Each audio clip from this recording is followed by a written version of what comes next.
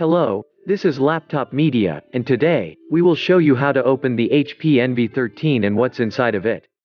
While HP has once again tried to fool you by hiding two of its screws, it is good to see that there are only four keeping the bottom panel in place. Two of them have Torx heads, while the other two are of a Phillips type. After you undo them, pry the panel with a plastic tool, and you're done.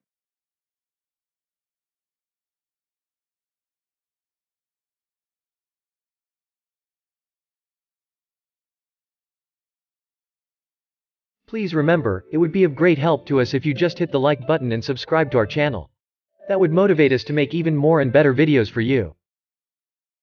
Here, we see an interesting cooling solution, comprising of one thick heat pipe cooling both the CPU and the GPU. Interestingly, the chips are flanking the fan, which means the heatsink is in the middle. According to HP's manual, the laptop can be purchased with up to 16 gigabytes of DDR4 memory, but you won't be able to upgrade it. On the bright side, there is a single M.2 slot that can hold NVMe drives. In terms of power away from the plug, there is a 51 watt-hours battery pack.